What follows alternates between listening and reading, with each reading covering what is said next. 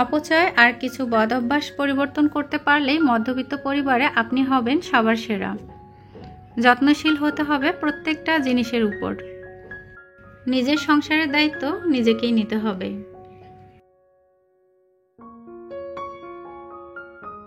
আসসালামু আলাইকুম, আমি আয়েশা সিদ্দিকা। আয়েশা ব্লগ ভেঞ্চার চ্যানেলে আপনাদের আরও একবার স্বাগত জানাই। কাছে এবং দূরে, দেশ এবং দেশের বাহিরে যে যেখান থেকে আমার আজকের ভিডিও দেখছেন, আশা করি আল্লাহর রহমতে সবাই ভালো আছেন, সুস্থ আছেন। আলহামদুলিল্লাহ, আমরাও ভালো আছি। আজকে আরেকটি নতুন ভিডিও আপনাদের সঙ্গে শেয়ার করছি। লাইক দিয়ে ভিডিওটি কন্টিনিউ করবেন, আশা করি কোনো অংশ আপনাদের ভালো লেগে যেতে পারে।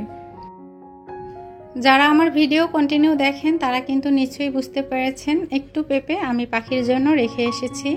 আর এখন কিচেনে চলে এসেছি। এই যে ডিম আলু সিদ্ধ করতে দিয়েছি। আজকে সেরকম কোনো কিছু রান্না করব না, ডিম দিয়ে আলুর তরকারি রান্না করব। আর পাশের চুলায় যে একটা কড়াই ঢাকা দেখতে পাচ্ছেন, সেখানে কিন্তু একটু গরুর মাংসের তরকারি রান্না করা ছিল, সেটা গরম করে নিব। পাকা পেঁপে কেটেছি আর আমার মেয়ে খাচ্ছে, আর এদিকে কিন্তু পাখিও চলে এসেছে। তো খুব আনন্দ সহকারে কিন্তু খাবার দিয়ে রাখলে পাখি খেয়ে নেয়। তবে আমি যে ভিডিও করেছি এটা হচ্ছে আমার ঘরে জানালা দিয়ে করে নিয়েছি। সে কিন্তু বারবার ঘুরে দেখছে যে কেউ তাকে দেখছে কি না। তো এত বেশি চালাক, খাবার দিয়ে রাখবো, খেয়ে নিবে ঠিক আছে, কিন্তু আমাদের দেখলেই কিন্তু উড়ে চলে যায়। পশু পাখির প্রতি আমার আলাদা একটা ভালোবাসা, আলাদা একটা মায়া হয়, আর এজন্যই কিন্তু আমি এভাবে ওদেরকে খাবার দিয়ে রাখি। তবে চাইলেই কিন্তু আমি একটা খাঁচা কিনে নিয়ে এসে পাখি বন্দি করে পুষতে পারি। খাঁচার ভিতরে কিন্তু পাখি রেখে দেওয়াটা আমার কাছে ভালো লাগে না, পছন্দের না। আর আমার ঘরে যে চড়ুই পাখি থাকে, সে পাখির জন্য কিন্তু আমি বারান্দায় একটু করে খাবার, একটু করে পানি দিয়ে রাখি। অনেক রকমের পাখি আমার বারান্দায় আসে, আর কাক তো আসেই। তো শালিক পাখি যখন এসে অনেক বেশি ডাকাডাকি করে, আপনাদের ভাই কিন্তু বিরক্ত হয়ে যান। বিশেষ করে 5:30, 6টা থেকেই কিন্তু পাখিগুলো একদম এসে ডাকাডাকি করে। তারা হয়তো বা বলতে চাচ্ছে যে তাদের ক্ষুধা লেগেছে, তাদের খাবার দরকার। আমি তখন বুঝতে পারি আর কি। তারপরেও দেখা যাচ্ছে যে সকালবেলা আসলে ঘুম থেকে উঠতে ভালো লাগে না অত তাড়াতাড়ি। তারপরেও আমার ছেলের স্কুল থাকে, আমি একটু সকাল সকাল ওঠারই চেষ্টা করি। আর যখন যে ফলটা আমি কেটে নেই, তো বাচ্চারা খাওয়ার পর যদি 2-1 টুকরা থাকে, সেটা যদি তারা খেতে না পারে, সেটা কিন্তু আমি কখনোই ফেলে দেই না, বেলকনিতে রেখে দেই। আর একটা প্লেটে করে রেখে দিলে যে কোনো সময় কিন্তু পাখি এসে সেটা খেয়ে নিতে পারে। আমরা যারা মধ্যবিত্ত পরিবারের গৃহিণী আছি, আমাদের সংসারে যদি আয় উন্নতি করতে চাই, সেক্ষেত্রে কিন্তু অবশ্যই আমাদেরকে যত্নশীল হতে হবে। সংসারের প্রত্যেকটা জিনিসের প্রতি আমাদের যত্ন থাকতে হবে, এবং কিছু বদ অভ্যাস আমাদের অবশ্যই পরিবর্তন করতে হবে। অপচয় রোধ করতে হবে, আর এজন্য কিন্তু খুব বেশি আমাদের কেনাকাটা করা যাবে না। আর প্রত্যেকটা জিনিস আমাদেরকে অনেক বেশি যত্ন সহকারে ব্যবহার করতে হবে। তো বাসায় যখন মেহমান এসেছিলেন আমার বড় ভাইয়া ভাবি, তখন কিন্তু আমি কিছু জিনিস নামিয়ে নিয়েছিলাম। এখন কিন্তু এগুলো আমার আর কোনো দরকার নেই। তো এই যে আমি সুন্দর করে কিন্তু পরিষ্কার করেছি, আর এখন একটা শুকনো কাপড় দিয়ে আমি মুছে আবারও প্যাকেট করে রেখে দিচ্ছি। নন স্টিকের এই ফ্রাই প্যানটা আমি কিনেছি যখন আমার ছেলে একদম ছোট ছিল। প্রায় এটা কেনার বয়স আমার 9 বছর হয়ে গিয়েছে। এখনও কিন্তু কেউ দেখলে বুঝবে না যে 9 বছর হয়ে গিয়েছে। আসলে যতনে রতন মিলে, এটা কিন্তু সত্যিই বাস্তব কথা। প্রত্যেকটা জিনিস কিন্তু আমি অনেক যত্ন সহকারে ব্যবহার করি। আর এই যে একটা রাইস কুকার দেখতে পাচ্ছেন, এই রাইস কুকারটা কেনার বয়স কিন্তু আমার প্রায় 5 বছর হয়ে যাচ্ছে। তো আমার কিন্তু রাইস কুকার খুব বেশি ব্যবহার করতে হয় না।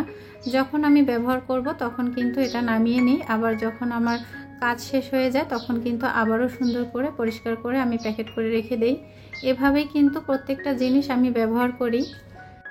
আমি চাইলেই কিন্তু রাইস কুকারটা ব্যবহার করতে পারি, কারণ রাইস কুকারে ভাত রান্না করা কিন্তু একদমই সহজ। যদি চাল ধুয়ে পানির পরিমাণটা ঠিক করে দেওয়া যায়, তাহলে কিন্তু ভাত রান্না হওয়ার পর রাইস কুকারটা একাই অফ হয়ে যায়। তো এটা কিন্তু অনেক বেশি সুবিধার, সবার কাছেই রাইস কুকার ব্যবহার করতে কমফোর্টেবল মনে হয়। কিন্তু আমি ব্যবহার করি না, কারণ যেহেতু আমার সাপ্লাই গ্যাস, তো মাস শেষ হলে কিন্তু গ্যাস বিলটা আমাকে দিতেই হবে বাধ্যতামূলক। আর এজন্যই কিন্তু আমি রাইস কুকার ব্যবহার করি না, কারণ রাইস কুকার ব্যবহার করলে কিন্তু এক্সট্রা একটা কারেন্ট বিল চলে আসবে, আর আমি সেটা চাই না যে আমার সংসার থেকে এই এক্সট্রা খরচটা হোক। তো সেক্ষেত্রে আপনারা সবাই কিন্তু সচেতন হতে পারেন। প্রত্যেকটা বিষয়ে যদি সচেতন আমরা হতে পারি তাহলে কিন্তু আমাদের মধ্যবিত্ত পরিবারে সংসার খরচটা অনেকটাই কমানো সম্ভব। আর এই যে প্রেসার কুকারটা দেখতে পাচ্ছেন, এটা কিন্তু আমার নতুন কেনা, বেশি দিন হয়নি। এই যে আরএফএল বেস্ট বাইয়ে গিয়েছিলাম, আপনাদের সঙ্গে একটা ভিডিও শেয়ার করেছি, তখন কিন্তু আমি এই প্রেসার কুকারটা কিনে নিয়েছিলাম। আমার সংসার জীবনের প্রায় 12 বছর হয়ে যাচ্ছে। যদিও বা সংসার জীবনের শুরুতে আমি ঢাকা শহরে আসিনি, কারণ আমি পড়ালেখা করতাম। খুব বেশি সময় আমার বাবার বাড়িতেই থাকতে হয়েছে। তো যাই হোক, যখন থেকে ঢাকাতে বাসা ভাড়া নেওয়া হয়েছে এবং আমার সংসার জীবন শুরু করা হয়েছে, তখন থেকে কিন্তু আমি একই রকমের প্রেসার কুকার ব্যবহার করে যাচ্ছি। একই রকম বলতে মানে যে প্রেসার কুকারটা ব্যবহার করা শুরু করেছি সংসার জীবন শুরুর সাথে সাথেই, সেটা কিন্তু আমি এখন পর্যন্ত ব্যবহার করে যাচ্ছি। যদিও বা এর মাঝে একটু করে সমস্যা হয়েছিল, সেগুলো আবার ঠিক করে নিয়েছি। হয়তোবা আমার ভিডিওতে আপনারা অনেক দেখতে পারেন পুরাতন প্রেসার কুকার, তো সেগুলো কিন্তু আমি এখনও রেখেছি। আরেকটা জিনিস আপনাদের সঙ্গে শেয়ার করি, আমার সংসার জীবনের ফার্স্ট প্রেসার কুকার কিনেছি, এটাই হচ্ছে আপনার ভাইয়ের কিনে দেওয়া। তো বাকি যে প্রেসার কুকারগুলো আমি ব্যবহার করি সেগুলো কিন্তু সবগুলোই আমি আমার বাবার বাড়ি থেকে নিয়ে এসেছি। আর এখন পর্যন্ত যত্ন সহকারে কিন্তু সব কিছু ব্যবহার করেই যাচ্ছি। অফ ক্যামেরায় আমি ডিম আলুর তরকারি আর পাশের চুলায় একটু কাঁকরোল ভাজি করেছি। আর এই রান্নাগুলো কিন্তু একদমই হালকা করে রান্না করা, খুব অল্প তেল মশলা দিয়ে ধনিয়া পাতা কাঁচামরিচ দিয়ে রান্না করেছি। আর ডিম আলুর তরকারিতে যদি একটু তেজপাতা আর 2-1টা ছোটো এলাচ দেওয়া যায় তাহলে কিন্তু ফ্লেভারটা অনেক সুন্দর আসে, খেতেও কিন্তু ভালো লাগে। তো হালকা একটু রান্না করেছি, খুব বেশি রান্নার আজকে আর ঝামেলা করিনি। আমার মোবাইলের স্ট্যান্ড, যেটাতে করে মোবাইল রেখে দিয়ে আমি ভিডিও করি, অনেক বেশি সুবিধা হয়। তো মোবাইলের স্ট্যান্ডটা আমার মেয়ে এক সাইড ভেঙে ফেলেছে, আর ভেঙে যাওয়ার কারণে কিন্তু ভিডিও করতে আমার অনেকটা অসুবিধা হচ্ছে। যেহেতু খুব বেশি দিন হয়নি আমার মোবাইলের স্ট্যান্ডটা কেনার, তো সেক্ষেত্রে আপনাদের ভাইকে যে বলবো যে আরেকটা স্ট্যান্ড কিনে দিতে, সেটা কিন্তু সম্ভব না। তো ভাবলাম যে হয়তো বা এটা ঠিক করা যাবে। অবশ্য যেভাবে নষ্ট হয়েছে জিনিসটা ঠিক করা যাবে, তো একটু সময়ের দরকার। আপনাদের ভাই দেখা যাচ্ছে যখন আসবে তখন হয়তো বা ঠিক করে নিতে পারবো। একটু কষ্ট করে ভিডিওগুলো করছি। কোনো জিনিস থাকা অবস্থায় যদি আরেকটা বাড়তি জিনিস কেনা হয় সেক্ষেত্রে কিন্তু অপচয়টা বেশি হয়। তাছাড়া কিছু কিছু বদঅভ্যাস কিন্তু আমাদের সবার মাঝে আছে কম বেশি। তো যাদের এগুলো বেশি আছে, কোনো জিনিস একটা থাকা অবস্থায় আরেকটা জিনিস কিনে নেওয়া, তারা কিন্তু এই অভ্যাসটা পরিবর্তন করতে পারেন। যেটা খুব বেশি দরকার আমার কাছে মনে হয় সেটাই কিনে নেওয়া ভালো। বেশি বেশি অপচয় করার কোনো দরকার নেই। বিশেষ করে আমরা যারা মধ্যবিত্ত পরিবারের গৃহিণী আছি, আমাদের কিন্তু এই বিষয়গুলো অনেকটা সচেতন হওয়া দরকার।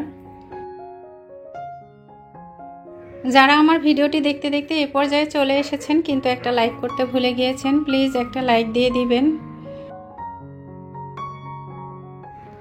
গতকালকে থেকে আমার শরীরটা ভীষণ খারাপ লাগছে, একটু সর্দি লেগেছে আর কি।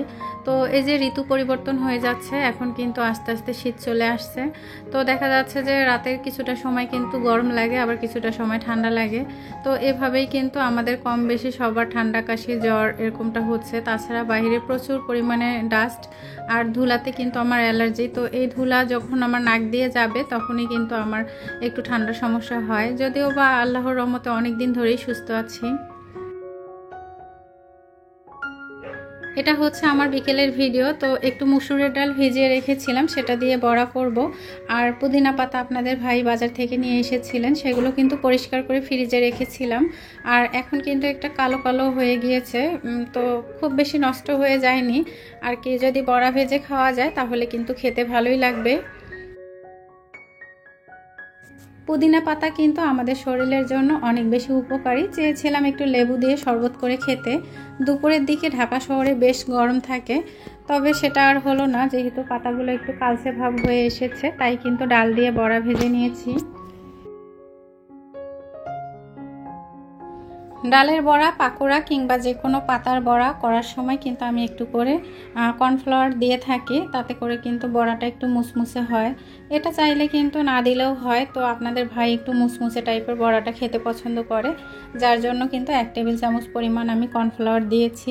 আর এখানে কিছুটা কুচি করা আমি রসুন দিয়েছি, আর একটু কর্নফ্লাওয়ারটা বাড়িয়ে দিয়েছি। ডালের বড়াটা মুসমুসে আর রসুনের একটা ফ্লেভার থাকলে সেটা কিন্তু খেতে ভালো লাগে। আমার সবগুলো ভিডিওতে আমি যে কথাটা বলি যে প্রিয় আপু ভাইয়ারা, দাদারা, দিদিরা যারা আমার ভিডিও দেখেন এবং সুন্দর সুন্দর কমেন্টের মাধ্যমে আমাকে কাজে উৎসাহিত করছেন, তাদের জন্য মন থেকে অনেক অনেক ভালোবাসা এবং দোয়া রইল। যারা আজ প্রথম আমার ভিডিও দেখছেন, চাইলে ভালোবেসে চ্যানেলটি সাবস্ক্রাইব করে আমার পাশে থাকতে পারেন। পরবর্তীতে নতুন কোনো ভিডিও আপলোড করলে যেন নোটিফিকেশন পৌঁছে যায়, এজন্য অল অপশন চালু রাখতে পারেন। যে কোনো ভাজা জিনিসে কিন্তু তেল অনেকটা পরিমাণে লাগে, তো এই যে ফ্রাই প্যানে কিন্তু আমি অল্প তেলেই বড়াগুলো ভেজে নিচ্ছি। আর যখন অল্প তেলে বড়া ভেজে নিই তখন কিন্তু এরকম একটা বড় চামচের সাহায্যে আমি তেলগুলো ছড়িয়ে দেই।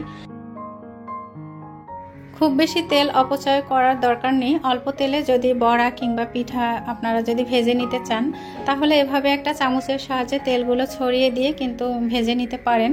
তাতে করে কিন্তু খুব সুন্দর করে ভাজা হয়ে যায়। আজ এ পর্যন্তই। সবাই ভালো থাকবেন, সুস্থ থাকবেন। আসসালামু আলাইকুম। আল্লাহ হাফেজ।